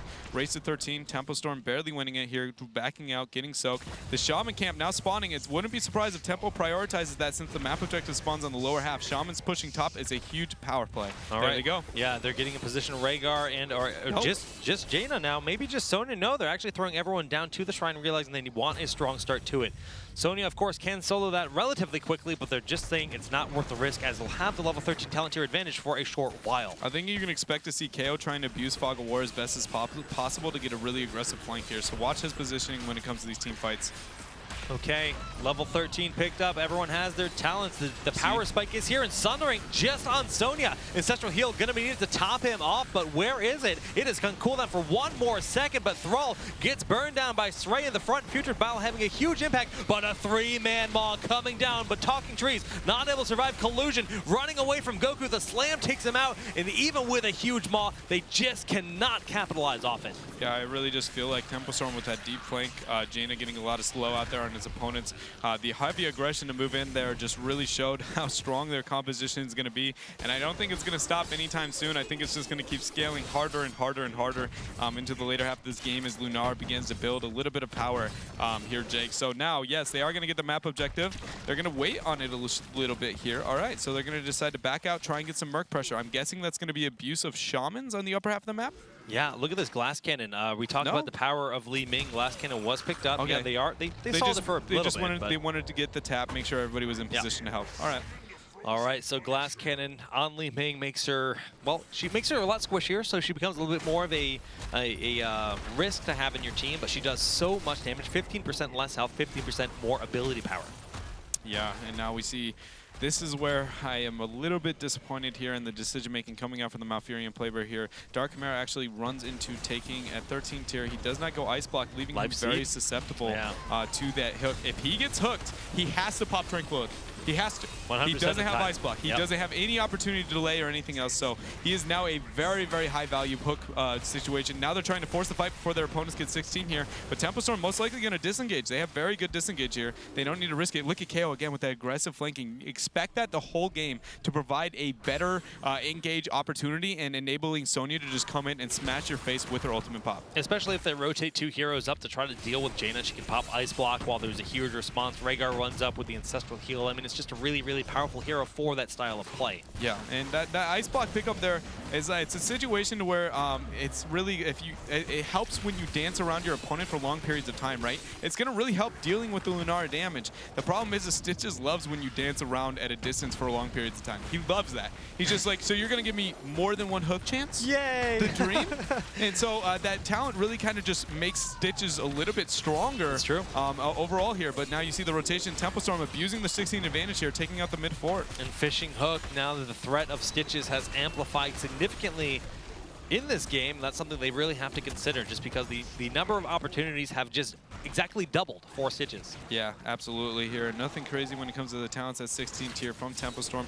Northern Exposure instead of Root, so he's worried more about enabling Sonya to come in and smash a little bit more rather than getting those back pick flanks on his own.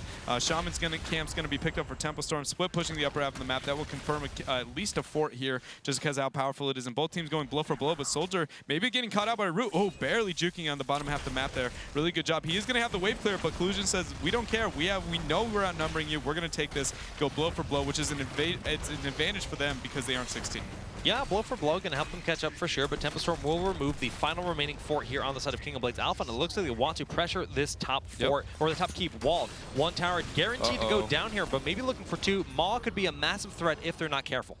Yeah, absolutely. And actually, taking that camp, in my opinion, Tempo Storm should have 100% taken that front wall, knowing that they took the camp. See, they still haven't shown. They thought they were going to back up and they were going to worry about it, but they haven't shown. The minute you see that they are actually on that camp as well, I think Tempo would be a little bit more aggressive, but that is not the case now. Now allowing them to hit 16, this fight is going to be absolutely crucial on the success of these two teams. Watch out for the hooks here, and Sunder for the split in this chokehold. Also, KO's positioning on the flank. Notice he's mounting up. He's going to back out. He's going to break line of sight. He wants to abuse Fog of war as best as possible to help that Sonya enable her to be a very big powerhouse here. But Tomster with the flank. All right, but King of Blades Alpha did get the mercenary camps in bottom and mid. So if this is drawn out, that does work nicely for them to try to catch up in experience in this game. A full up down, but the hook there onto Tomster. The burst not sufficient. And the heals come out from Malfurion. A beautiful blizzard raining down, and the interrupt there at the last moment before Thunder connects, but it does go into the back. Maw on 0 targets. A huge Ancestral onto Saray, and it's just a big team fight win for Tempo Storm. Yeah, and that was honestly a great hook to confirm the kill there. Goku just needs to survive. This is going to give them a huge advantage here over their opponents. I wouldn't be surprised if Tempo Storm actually didn't confirm this Immortal, just because of how big of a lead they have on it. I would see them get to 39, first. Look out to push out the keep, look to do anything. Honestly, win the race to 20 before you capture it. They don't really need to force this map objective. Wait till they get the biggest advantage they can possibly get over their opponents, soaking all the side lanes there. We'll see if that's what they decide. No, they lock it in. All right, so they're going to wait for the race to 20 a little bit later than that. But what I wanted to talk about, you were talking about that Maw whiffing. It was actually a stack. He Mawed, and then Sunder came right out on top, splitting and making it to where they weren't able to hit anybody. So definitely hurt them a lot there in the team fight on King of Blades. Well, we talked about those mercenary camps before the fight, and they are still at large. The bottom lane completely pushed out with the Khazra camp. We do see the Khazra camp in mid as well. Punisher completely juked. Nice Iron Skin used by Johanna. And will it be able to take out a keep here? Tempo Storm throwing pretty much everything into trying to remove a keep while sacrificing some damage on their own structures from the mercenaries. Yeah, Nature's Calling is going to come into effect here, though. Get a lot of damage there. You see it's going to be going down here. The Punisher is going to be dead, though. That's going to be the first keep now. A 2-level lead, 2.5 level lead over their opponents. Race to 20, heavily won by them. It's a Tempo Storm's game to lose at this point. Also, keep in mind, Malfurion did end up going the root talent here at 16, so he's going to be looking for a really heavy follow-up from the Maw. If that's not going to be effective, I really feel like King of Blades comp is built around womboing. It's just going to be a Sunder Maw into a root and then proceed to eliminate with Disintegrate. I just don't know if they're going to be able to get away with it here. This is really smart. They know they need to fight before 20. They're waiting to see if they go for that camp, but the Wisp will scout it out. Lunara getting the efficiency already. Yeah, a really good job on Soldier's part there, understanding that probably somewhere the hook over the wall. He has no ice block. That's going to be one dead root. Oh, the root coming out is going to, excuse me, Malfurion. Yeah, the root's going to come out to keep him alive. That was big. The self-cast root just dropped that down exactly where Malfurion was, denying Goku the presence to push in. And without Rhaegar there, he couldn't cleanse to continue pushing on forward. Honestly, I think Tempo Storm is probably going to just capture the camp on the upper half of the map. Okay, they're going to look for a fight. They're going to look for it. All right, the Wisp has revealed at least collusion, and we do see Stitches could look for that hook. Fishing Hook doesn't give that maximum range, and it will not connect on Malfurion. Yeah, now the Shaman Camp's going to be pushing on top. Remember, the Shaman Camp we know to be very powerful. It's the most powerful Merc other than bosses in the entire game, actually. But it does have almost 0 effect on the core. The dogs actually move in and proceed to get the splash damage, kills the Shaman. It does legitimately 0 damage. It's only a synthetic, fear thing. See how Li Ming's responding to it? It's going to do 0 damage up there. So I'd like to see Tempo Storm now fake that and abuse the keep on the bottom half of the map. They have 20 advantage. They have great siege. They aren't going to be trying to do it. Look at the overreaction coming out of King of Blades. That might have been something they could have capitalized on. That camp is going to do nothing. It just helps push the wave. Very true. Well, we do see Tempo just trying to control as much map presence as they can before this next shrine is active, so they don't have to worry about another split push scenario like we saw during the last shrine. But considering they have a 3-level lead, realistically just over 2, that's a big deal with the Storm talents now being selected. And you see Zix is actually timing this camp and Tempo on the upper half of the map, timing 2 camps to be splitting in the opposite lanes that the shrine is going to be spawning. 20-tier advantage here. This is a very rough game to come back from if you are King of Blades. So double Hardened Shield, rewind on Rhaegar for the double Lightning Shield and the double Chain Heal, and you've got the additional range there on Thornwood Vine from Soldier. He can poke from across the map. Yeah, he definitely can. And we're in a situation to where the siege up on bottom is going to be really effective. Tempo Storm understands their opponents aren't going to contest, so rather than keeping everybody on the map objective, they're going to look to take out this front wall. This is the best fight that they're going to get, honestly. They're either going to lose a keep or take this fight here when it comes to King of Blades. They need to choose what they want to be doing because they are not going to be able to get 20 anytime soon. You see that Nature's Calling coming into huge effect on the front wall there. And now the upper camp is pushing in a little bit, bottom's pushing in. Tempo Storm's looking to secure it out. And honestly, I wouldn't be surprised if Tempo looked to end the game. It's going to be crucial for King of Blades when it comes around. When they bait the leap on the Punisher here, when it's baited, they need to make sure they bait it to a keep. Oh, max range hook onto Li Ming. Talking Trees will get burned down to just barely survive. And Tranquility has been popped. We do see Sonya has entered the fray. The Punisher is marching on in, but the fact that Tranquility was burned is enough of a win in itself. That is huge. If they get 1 kill here, I'm pretty sure they're going to be looking at the hook on Collusion, pulling him in. The big heal's not going to be there. Sundering desperately trying to sustain through, but Collusion goes down. Tempo Storm is just marching in with Goku. Frozen X has fallen. 3 members down, and Tempo looking to bring us to game number 3. Absolutely. They have essentially nothing to be able to deal with that situation. But, oh, Lunara definitely overextending a little bit. The Punisher, I don't think it's going to matter, honestly. Like, when you think about it, Malfurion and King of Blades, as long as he doesn't get the reset, it's going to be There's nothing. too much health left on this Immortal. Guys, there is no way they can stop this with just Malfurion and Li Ming. Tempo Storm just chunking through that core. Game number 3 coming on up. Absolutely. I think a lot of that came down to the draft. I don't know if this is 100% a statistic, and I haven't been able to look it up quite yet, but I am going to say that I think Sonya has a 100% win rate, and I mean, it's not a big deal. Wow. I don't think she's lost a single game. Teams, are you listening? Teams, hello? Are you watching? Hello? Do you see this? She's been ruining everyone, and I'd love to see Temple finally, somebody else picking it up for these kind of games here. As King Caffeine would say, she's decent. She's decent. Yeah, all a C9 for that matter. Pretty decent here, but we do see Tempo Storm going to be trying to get the fight over this little bit of skirmish. They do have 13-tier advantage. Watch KO. He's going to be able to get in here, try and move in, help slow everybody else on the backline there. He actually doesn't end up letting the Blizzard, but the slows that he's able to provide is really beneficial in a lot of these type of team fights. And even with this 3-man Maw that comes down, looks so good, but Goku already in a great position. Gets the first kill, follows up with the slam on Johanna, and that's all they needed for that fight. Absolutely here, and this is Tranquility coming out there. No ice block on the side of Malfurion. It's just this composition was really well done on the side of Tempo Storm. Honestly, I don't know if we saw the fact that if Ice Block came in, I don't know if they would have still won this game. But Malfurion having a little bit more of a struggle. I don't think he won one game so far, actually, this tournament. Well, the threat of Hook of Stitches really paid off. The variety in supports and warriors, very good. Game number 3 coming up next. Alrighty, guys, welcome back here as we are setting up for game number 3 between Tempo Storm and King of Blades Alpha. This is an elimination match. This is, I mean, game number 3, everything's on the line. Towers of Doom is the map go-to here. I wouldn't be surprised if you saw Tempo look for a Viking pick on this map. We've seen them do it in the recent past, and it's something that KO is a very good Vikings player. I wouldn't be surprised if they decide to bust it out. I don't know, from a competitive standpoint, if I would feel comfortable taking my pocket strats, even though they're very good, the ones that I don't necessarily practice every single day, right? Like, I don't know if I'd be willing to bust that out when this is legit. It could be my last game that I play on the stage. You want to play safe, play reserved, and make sure you play to your best level, or rather than risk it? Not so much safe, because obviously safe is the last thing you want to do when you can lose one game and go home. But you don't pick every draft where you go, you know what, we're going to play Vikings, and we're going to play Vikings, and you don't spam the Vikings usually. It's one of those once in a while you pull it out, so I don't feel like it's going to be something that they do here. But yes, Towers of Doom is going to be the map here. Zeratul going to be a hot topic, as always, banned out right out the gates. So where are we going to see as a response from Tempo? Could be Rhaegar. I mean, Rhaegar does have a very high pick ban, well, 100% pick ban rate, but a very high win rate in general. But we also see other big priorities, like Greymane Li Ming has been doing wondrous things on the side of King of Blades Alpha, but Falstad, that global presence, they're just considering that too much of a threat. Absolutely, and Greymane and Li Ming are who I am looking for when it comes to King of Blades Alpha in their comp.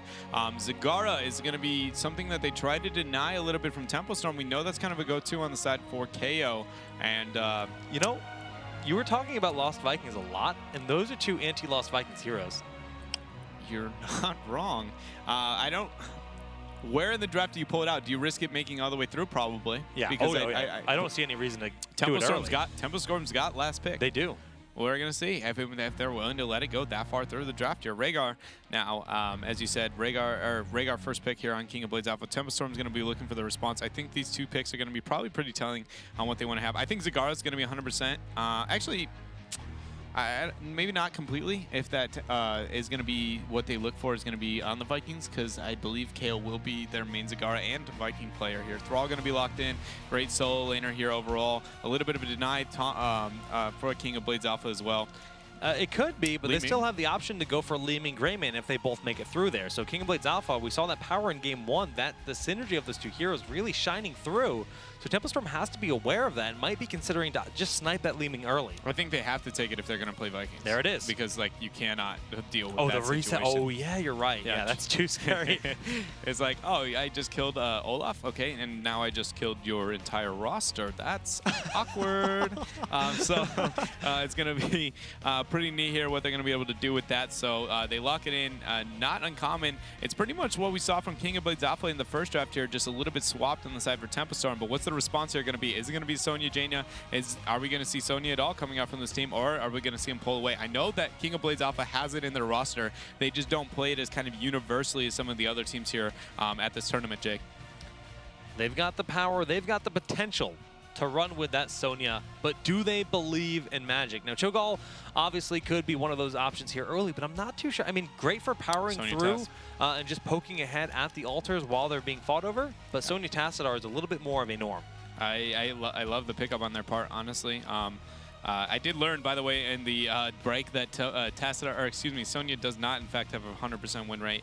It is a very high win rate overall, but sadly, it is not 100%. 80% win rate. 80% win rate going to be coming out on her. So let's see if that keeps up here. If King of Blades is going to be able to abuse that and walk away with a win here, I do think Jaina is something that Tempo Storm needs to be looking at, either picking up or denying on the when it comes to their pick ban phase here. Zagara, they're just going to remove one of those big solo laners to give Thrall a potential edge in the early game in controlling a lane.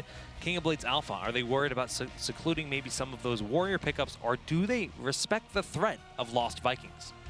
Yeah, I don't know. I don't know where this draft's going to go. There's a lot of like options within when these guys have their kind of backs against the wall, if you will, that they could be going with. I think Tempo's next two picks will tell if they're going to go into a Viking style play there with the KO, but I think they're going to play it a little more safe. I am, like I said, worried about seeing if the denial of Jaina is going to come into play. I don't know how well Jaina and Li Ming do pair together. It's obviously a double mage does pretty well, and both are really strong heroes.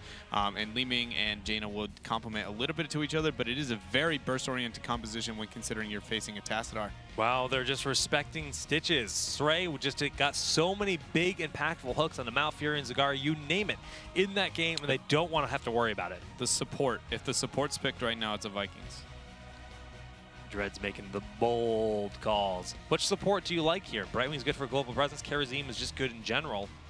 Morales, okay. If that's the route that you're going to be going, I think that would be a good way to be looking. I don't know. But they don't have to, right? Like, there's so many options. Toronto hasn't been played too much in the last few games, but you always have to remember the power of Pierce and interrupting some of those altars while they're being channeled. They lock in Uther. Unless this is going to be a European cheese strategy that I know of when it comes to this kind of play here, I doubt that it's going to be that case. So I don't think that Uther is telling. I think that Uther is pretty telling on what Tempo's looking to do in this draft. So this would be Johanna for Srey, most likely? Yeah, most likely. I think Johanna's going to be something that they look to do. It's a really comfortable pick for him. I personally think they should be concentrating on any form of disengage that they possibly can, that they don't want to be able to deal with here. Falstad is really good for that. That's I don't know. Well, Falstad's banned in this case, so they can't grab him. But I'm gonna say JoJo just for comfortability. I'd like to see Murden. I think Murden's better at this type of situation. Okay. I just think he's innately just a better hero. There's the across Johanna. the board. So, all right. Well, I think most people agree with you. People say that it's usually ETC, Murd, and Stitches as like the top three, with Murden and ETC at the top, and Johanna's kind of just below that threshold in scenarios, based on the general consensus, at least here in North America. Yeah. All right. And so I'm still putting money on Vikings. I don't know. Right. I don't know if they like it, but I feel like that Uther, they're hiding something. All right, Diablo and Sonya. This is a King of Blades Alpha classic. Apocalypse with Heroic Leap. Yep. They have taken a lot of teams, off their guard. This is one of their more powerful compositions, and especially when you consider the power of Force Wall paired with this, Ancestral for the big heals, and a strafe to follow up during the chaos of that Apocalypse. It is massively powerful. Yeah, it's what they love to do with their compositions, kind of the creativity of maybe kind of like blades there that they pull out. And so I do agree with you. It will be an APOC leap on the side of King of Blades Alpha, just pretty much a staple mark when it comes to them. But Tempo's still yet to pick in that last pick. So, I mean, Lost Vikings, it's 3 heroes in 1, and you're all over the place. And Apocalypse casts an Apocalypse on every single hero in the entire map. Is that enough to dissuade you from running Vikings? It's Vikings. It's 100% Vikings. Oh, he's calling it. There it is! Baylog, Eric, and Olaf, the Lost Vikings, will be played for the first time in this tournament on Towers of Doom by Tempo Storm. This is an elimination match. Only one team can advance to the playoffs from here, and one team will be going home with a defeat. I mean, I just want to say that I said if it's going to be an Uther in that rotation, or if it's support in that rotation, it's going to be a Vikings. You're the analysis master. You think I doubted you? That is not insider info. That's just me knowing how they like to kind of play this map, watching them play against Dreadnoughty knowledge. Cloud9. It's just pulling off from the their play style, like much like Glarong and Cognitive, they all have their own play style too. This is kind of tempos when it comes to certain maps. So gonna be interesting how it plays out. I think it's very hard to deal with. I'm going to say that I don't necessarily agree that Vikings are that powerful of a strategy on this map that it's going to be a free win by any chance, but I think with the inexperience that exists on the side of King of Blades Alpha, that it could be enough to make it to where they aren't able to deal with this unique strategy. I mean, when teams as veteran as Cloud9 have a hard time with it, how can you say that teams like King of Blades, I mean, they might know exactly how to deal with it, but it is very difficult to deal with. Yeah. And it's so interesting, and we talked about those first bans. I mean, the Zeratul ban. Zeratul is very good at eliminating the Vikings because the stealth doesn't show up on the minimap, and that's one of the greatest ways to respond to that hero. You watch your minimap, you look to see if anyone's trying to gank you. Zeratul gets the jump on Eric, and he's gone. And here we go. This is going to be it. Tempo Storm is going to be playing King of Blades Alpha in Game 3 here, ladies and gentlemen, on Towers of Doom. Goku is going to be on the Thrall. Stray will be playing the Johanna. Zix will be on the Uther. KO is going to be on the Lost Vikings. And Soldier will be playing Li Ming. King of Blades Alpha, the dark horse of the event with Talking Trees on Tassadar, Collusion playing Diablo, Dark Chimera on Rhaegar, we got Frozen X playing Vala, and Tomster on Sonya. This is the final match of the series. Only one team can move on, and let's just jump right on in to Towers of Doom. There it goes. We're going to see Sonya. She's going to have the Leap APOC. How well are they going to be able to execute that against Tempo Storm here with the Lost Vikings? The very not necessarily uncommon strategy, but definitely not one that you walk into every Hero League game with here. KO is going to be playing that. He loves that hero. I played with him a lot with it. I've watched him play a lot with it. He's very, very good on it here. And so a lot of it's going to come down to Tempo Storm split pushing. King of Blades Alpha pulling a 65% right there. Absolutely phenomenal support coming out for these teams. And let's see if they're able to do it. They have the Sonya. I mean, the Diablo Sonya, this is a classic here for this team. They've even taken games off Cloud9, if I'm not mistaken, using the Apocalypse Heroic Leap combo. In Heroic Leap, we usually see Wrath of the Berserker on Sonya, but that could very much be shaken up here in this matchup. Is Tempo Storm ready? Are they prepared for this? And is the Viking strat, having this huge presence, having them one in each lane, going to be enough? I don't know if I think that is going to be enough here, but I do like the approach that they're going to have in this game here. Tempo Storm soaking all of the lanes here. Diablo trying to make sure he gets a kill elsewhere. This is going to be a very hard game to keep track of when it comes to the information elsewhere on the map. The root's going to come down in the upper half, but you see Tempo is just four-man pushing a lane, and then it's essentially on bottom lane. Diablo has very little kill potential on the Vikings if he's a good Viking player. Mid lane, Sonya, if he pushes out the lane at all, it's essentially free soak there as well. I'm surprised that he hasn't decided to swap mid and to top. Olaf has the highest survivability and best laning out of these, but the kill potential in the lanes in the Viking is absolutely crucial, because if you can zone them, they gain a lot. Also, keep in mind, Li Ming with that harass on turrets, even better. It's like having a Sylvanas when it comes to this strat, but the 5-man collapse. Oh, yeah, they're getting on Zix very quickly. The flip on in, and Zix will end up going down here. A big pickup for King of Blades Alpha early.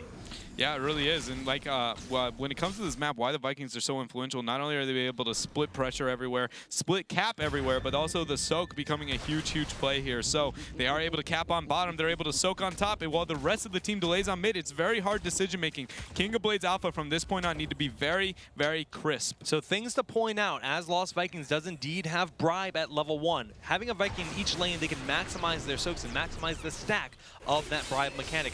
If they grab the Shamblers in a lane that isn't being protected, that can really add up throughout the game and burning through those structures. But Diablo getting caught well out of position, and Tempo get the kill themselves. That's worst case scenario to happen during the Shrine spawns here, because King of Blades Alpha pretty much needs the trade over their opponents, right? They have Vikings soaking all the lane, they have the ability to cap multiple at once, but if you lose somebody, you cannot contest the Vikings at all the points that they are. So now they've lost soak in one of the lanes, a couple of minions here or there, they've lost it in another lane, and they lost both of the caps, all because Diablo died in that situation. Absolute worst case coming out from them. If they make 2 more mistakes like that, I don't think they can win this game with how hard this strategy is coming out from Tempo. I was really expecting King of Blades Alpha to kind of own the early altars in this situation, exactly. just because Lost Vikings That's what they're about, disrupting you in the late game. And 8 damage already done, that is a really rough start. What I would say, the way the deal with the Vikings a little bit easier here to Thompson, maybe overextending a little bit too much there, but he is going to be able to back out. King of Blades going to just headbutt right over into his team there, but it's not going to be enough to confirm one more kill here. But really, when it comes down to XP on this map, right, we were talking about yesterday how experience on this map is more valuable on every other map, because if you aren't on the same talent tier, you can't take a fright over the shrines, and you can't backdoor anywhere. There is no backdoor strategy. Saplings coming in, a lot of damage there, taking out the front gate. Really well done there, but ultimately, I would like to see King of Blades soak evenly with the Vikings. They can't late game team fight. They can't. If they match them in XP through the whole game, and then they take the team fights very late, but they don't lose too many of the shots, I think they can win this game. I think if they do what they just did and risk those early game shots and risk their early game XP, they will end up falling behind enough to not be able to walk away with a win. All right, we'll see what they do. KO about to lose Baylog, but he jukes the Ancient Spear and keeps Baylog alive. Nicely done by him. Great control in all 3 of the Lost Vikings. Now we have Tempestorm working on a top camp of the Sappers, and with that Mercenary Lord, KO can really add additional push potential on those mercenaries. Yeah, and the split pressure there from the Merc camps. The Sapling's going to be threatening up there. KO still soaking on the bottom half of the map. It's so difficult to deal with this here. I'm going to be trying to keep a little bit of track here of the Vikings when I can, when it comes to their stacks.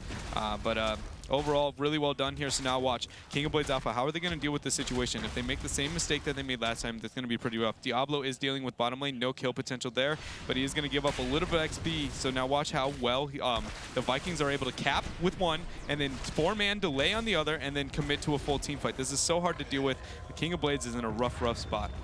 Yeah, it looks like Tempo will have at least Baylog waiting for that altar. You're going to start channeling that very quickly, but it looks like the zoning is actually quite good here for King of Blades, so they will be able to get their first altar of the game. Great zoning there by Collusion. That was absolutely colossal play there on their half, but what they need to do is stop chasing for kills. They need to worry about the XP. Again, if they leave Vikings there soaking everything as best they can, that XP might stagger enough to where they have nothing to do, but good step. That's a step in the right direction if you are King of Blades to deal with this composition on the side of Tempo. I just absolutely love it. Oh, looks like KO might be losing Eric here. Oh, just too slippery. The additional rain. Ooh, Shadow Charge picking up the kill, confirming the first kill of a Viking in this game, if I believe. But Collusion stayed too long with that aggressive Shadow Charge, and he'll end up falling, spending many souls in the process. Yeah, and I mean, he accepts his fate there, but it's just, he only got a Viking kill there, so definitely not worth the one third for one trade on his half. Sapling's now pressuring the bottom half of the map, Soak in all parts, and Tempestorm now has obtained a 1-level lead. So in these next shrines, which they are going to be level 10 before they spawn, now we see the King of Blades Alpha can't answer, and you're like, well, at least they'll be able to out-soak them, and they say, that's actually not the case. I have a Viking in every single one of these lanes. So is this going to be a play again, or is it going to be the longbow raid? It's got to be longbow. If he can play again, but it makes his early game, they have to end the game, honestly, before 20 minutes, in my opinion. It's absolutely important and crucial that they do that, because play again essentially takes away your team fighting potential. True. Yeah, you're just a utility. You're legitimately a walking just human to cap something at that point. And so it's not that it's useless, but specifically in this competitive situation, I think that boat is really the way to be looking at it. And you do see him lock in the boat here, and his team fight will be able to make it to the late game. Post 20, the team fight coming out from Vikings is insane. Yeah, the longbow raid is quite powerful in the late game. Well, we do see level 10 just about here for King of Blades Alpha, trying to recapture their bottom altar, as the Shamblers did successfully burn through it. And as this is the worst time in the world for that to happen, with altars spawning in 20 seconds, that means since 5 bell towers are controlled for Tempestorm, they will do 5 damage to the core if they channel that altar. They don't have to worry about anything here. They're going to get the pull. They aren't going to fully commit, though. This is going to be a 4 versus 4 for the time being. Apocalypse being used, but no success. The Sundering displacing the team in a beautiful massive Ancestral Heal going in, but the damage from Leeming in the back gonna get the reset. No Collusion, barely staying alive, and he will be able to walk on back with that last-minute heal. I mean, okay, so you only lose one person in that situation, but there's something more to be looking at. If you just lost to a Vikings, like you already lost one person in a Viking situation right there, you chose that fight, you lose the fight, and you're playing against a Viking soaking all 3 lanes. It's kind of telling of where this game might be headed, Jake. 5 damage done too from that, 23 to 36 in the health on each of the team's cores, and the Viking power really being shown off here. KO, very experienced player, very flexible with his picks. Absolutely, and like I said, he absolutely loves playing those Vikings. I remember when they first released, he pretty much only played them for about a week, and to be able to figure it out out as best as he possibly could, but the flank coming on the upper half of the map, he is going to have one E here. Keep in mind, Prescience hasn't come into play quite yet, so when it is used, it is over. He might be able to beat. No, he's going to back out there. Trees will survive here, but Tempo Storm with just running all over the map, applying pressure everywhere that they possibly can, Jake. It's going to be really hard to come back for King of Blades Alpha. Well, the bottom bell tower has been reclaimed by King of Blades Alpha, so that's going to put them on even footing. But with the Sappers in the top lane and a big presence from Tempo Storm, they're going to look to reclaim that one for themselves. Absolutely, and now 13-tier advantage is going to be attained on the side of Tempo Storm. Soaking again, Vikings still in all 3 lanes, using that one soaking every lane 4-man pushing strategy that they have here, but it looks like King of Blades trying to make some kind of harassment, but keep in mind, somebody is soaking each one of the side lanes here. Yeah. They're trying to deal with the pressure, but they're still trying to choose a fight here, and you see Goku getting aggressive on the upper half. The minute that they realize they're going to try and take a 4 versus 3, they look for the turn. Singular Shrine here. Probably one of their best chances for a team fight. If the Vikings don't show up, if they don't win this team fight, I really don't know if they're going to have the chance to, honestly. It looks like Tempo just wants to keep the pressure on in the mid lane as they're just powering through those towers one after another. Not too many sappers available to be picked up by the Lost Vikings, so they're just opting to soak in the lanes respectively. But now he's actually backing out, and he realizes this one shrine is going to be a 5 versus 5 fight. Not letting that happen. The cleanse coming out from Ziggs. Very good play there. Apocalypse on no one, and a huge condemn coming out from Sray. The Ancestral Heal will connect, but not on Talking Trees. Dark Chimera running away, getting out a huge force wall, locking them in, but Collusion is stuck in there with Tempo Storm and has to spend his souls to respawn. Absolutely, that was really well done. Now he's got one going to cap the shrine here. We have KO using those Vikings to the best of his ability, and that was really good decision making on the side of KO, not getting a little bit too risky, understanding that that was one of the only team fights that their opponents really could make a big win out of, and he says, okay, I'm going to rotate out, I'm going to take that team fight right there. Imagine if that was play again. That team fight could have been completely different. So I really like the pickup there, going with the boat and now deciding to look and take that fight whenever it's the singular shrine. Tempo Storm playing very well and looking to honestly deserve this lead that they have right now. Yeah, double Sapper Camp in the bottom. KO might end up losing Olaf here, especially with Force Wall. Oh, he's jumping, but the Force Wall will lock him out. In the side storm, not enough for the kill. Olaf, best Viking NA, dude. He just, and the best part about it, he's just going to sit in the little bit corner and just heal up his health as best as he can. There you go. Olaf the Indestructible. That's even post the nerf that he originally had. So doing a really good job up there. But now Tassadar getting a little bit hypey on that Olaf. Might be punished for it. Oh, Goku is here and looking for the punish. Sray from behind. Condemn will be cast to pull him back in. And the Envenom enough to try to get this kill. Disintegrate will be more than enough there to finalize it. And look at the capitalization on the bottom half. Kings of Blade Alpha are trying to make something happen here, but they're losing a fort for a front wall, and not only that, they're losing the 16-tier advantage here. It's just a really hard game for them to come back on. Tempo Storm using these Vikings and understanding the strategy very, very well, being able to take games off of teams like Cloud9, and it shows why. Now you see them getting 16-tier. They're looking to try to flank.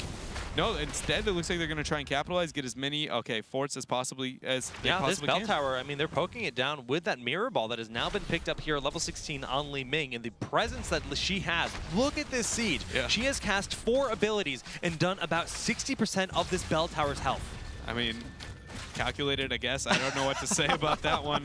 I mean, Li Ming's got a lot going for her here. Now 16-tier advantage, 2 of the shrines going to spawn. 4 people are going to look to defend King of Blades Alpha from being able to get the cap. One of the Vikings is going to look to cap on the backside, and then you're going to see them move in all together, 5 versus 5, take and force the fight, 16-tier advantage with the boat. Yeah, Baylog and Olaf are both in position for that left altar, and this big presence here on the right side for Tempo Storm. Goku taking a bit of light pressure, but Sray has the peel needed, really stalling as long as they can. We see the Vikings have actually pushed on in, looking for that longbow raid with its very aggressive posture. Yeah, it's interesting. They actually decided KO move everybody forward on those Vikings rather than backing out. Oh, Disintegrate and Sundering. Not going to be enough to kill Tommy as he goes in with a huge heroic leap, but he will end up falling. Dark Chimera saves himself, but cannot save Diablo. And the double warrior composition, both have gone down. And they're just getting poked down a little bit too much. The shield coming in, calculated there on Frozen X part. They're going to lose now what is going to be 5 more shots. It's going to be 5 more shots as well, and they might even look to take a boss there. Yes, so that will be, what are we going to be sitting at here? That's 4. They're going to be 5 health left on the, 5 health to 36, Dreadnought. And 16-tier advantage. It's not even just the health. It's honestly that you're down in XP as well. You aren't even on the same footing as your opponent, and it's not like you have the wave clear to deal with the outsoak, right? If King of Blades Alpha had better wave clear than they did on their composition with this double tank, this might be a different story. If you can wave clear and rotate and deal with the Vikings, it's fine. The problem is you've seen Diablo solo laning half the game trying to be able to deal with it. Well, the Lost Vikings pick, so far so good for Tempo Storm at this point in time, considering they control, well, back down to 4 bell towers, but they have all of these sappers being picked up. They can look to really, really force a death situation for King of Blades Alpha. And King of Blades Alpha, if they lose a team fight, it's lights out. I just want you to know that there's about to be 3 shots moving into the core on the upper half of the map. Oh yeah, they're making it past because the bell tower hasn't respawned yet. Those triple sappers will bring the core down to just 2 HP. A big misplay by King of Blades. Absolutely. Well, I mean, it's a little bit of one of those situations where it definitely hurts that they got more shots than the core, but they're so far behind at this point. I don't know if it's going to make that big of a difference, but let's see how they can do it. This is the best fight they're going to get. Tomster gets completely secluded and blown up. Collusion has just get nerfed down by the stuns, and his life is just over. The reset of Li Ming not even needed anymore because they can just push in for that death blow as they can just burn through these bell towers. Yeah, Tempo Storms are going to keep taking all the force that they can while their opponents are dead here. You see Li Ming going to clear on bottom, the rest going to top. This is really kind of a situation where King of Blades just has nothing they can do until all three bell towers are going to be down. Yeah, and that means that there's actually going to be damage dealt to your core. If you don't control a single bell tower, you will lose the game. They have to stop defending top. They have to go clear on mid right now. No, they lose. This is it. The bell tower's going to fall. They have to clear mid. That's the only opportunity. That's going to be GG. GG. Tempo Storm on a huge game number 3 versus King of Blades Alpha will be victorious and advance into the playoffs. You'll see that Siege, 1 damage done to the core. The Ancestral doesn't connect, and the final shot is traveling in. GG. Tempo Storm is going to playoffs. Absolutely, and with a very unique strategy right there, KO on those Lost Vikings. We know that he loved them. I honestly didn't expect to see them kind of pull out that type of strategy, but I mean, it's what they felt they needed to do. Backs against the wall. That was match point, and they well deserved, honestly. But a huge props to King of Blades Alpha. They really showed up here, the dark horse of the event. They took game number 1, and they showed a lot of promise in diverse strategies. You see that desperate heroic leap to juke the Sundering, but it wasn't enough as Ancestral Heal went off on Chimera himself. Diablo not able to sustain through, and this was really just Tempo Storm securing that big damage, the 10 damage to the core, which ultimately led to an end-winning move. Yeah, very much so, especially with those couple of shots. In theory, actually, we were talking about those few saplings moving on top. The game might not have ended right there. Obviously, the disadvantage was very heavy against King of Blades Alpha, but because those 3 shots, that confirmed the lethal right there. But we do move into this replay here. Sray trying to get really aggressive here, and this is the best team fight. Tomster just getting absolutely wrecked in that type of team fight right there, and Tempo just, I mean, very dominant performance. So Tempo Storm in game number 1, they did a bit of an unorthodox draft with the lone Leoric and lone Brightwing. Yeah. Mixed things up heavily after that, but honestly, all 3 of their compositions were rather different. Absolutely. I mean, they definitely showed a little bit of diversity on how they wanted to approach the game. I do agree that first strat did seem a little bit crazy there, and I feel like King of Blades Alpha got almost everything that they wanted there. But they did. They took it back. They figured out what they were doing wrong. They adapted when it came to the draft, and they are going to be moving on to the next round because of it.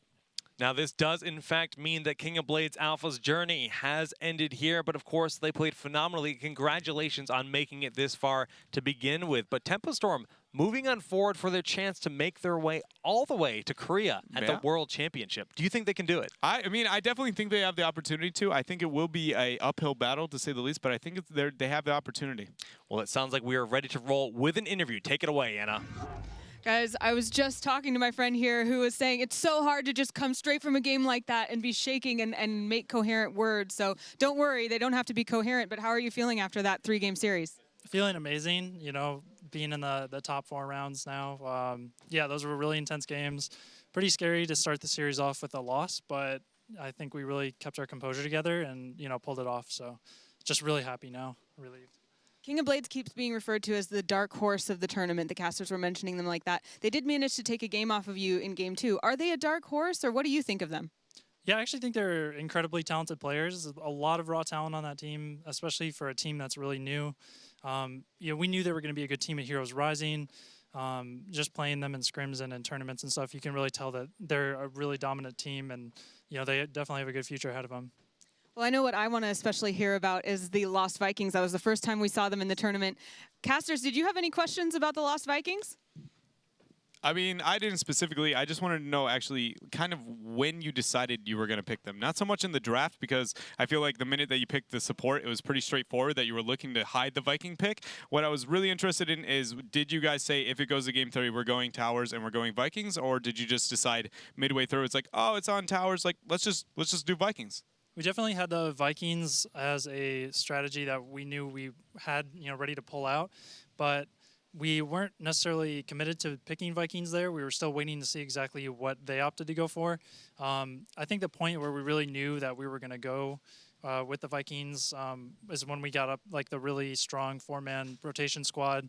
We knew we were going to dominate with the roam, and all we really needed was the soak. So we got all the rest of the piece of the puzzle, and Vikings just made it perfect. I wanted to piggyback off that, actually. I was sitting next to Gillyweed, who was saying, if they let Tempo Storm pick Vikings, there's no chance. If they let them pick this, they're done. Do you think that's the case, or what could they have done to overcome your Vikings? I mean, I really think you do have to respect our Vikings. So, I think that was a mistake on their part to just, let me have it. They could have, in the second ban rotation, that probably would have been their chance to take it out. But against it, I think with the draft they had, it would have been really tough. But basically just being able to zone Vikings and handle the 4-man rotations better. But we kept getting the better end of the 4-man rotations. So Vikings just got infinite value. Well, you certainly did very well. Congratulations again, and thanks for your time when I know that you like to go celebrate with your team, so feel free to go do that. But guys, we'll be back with lots more Heroes of the Storm. We're getting to the end of groups and into playoffs very soon, so don't go anywhere.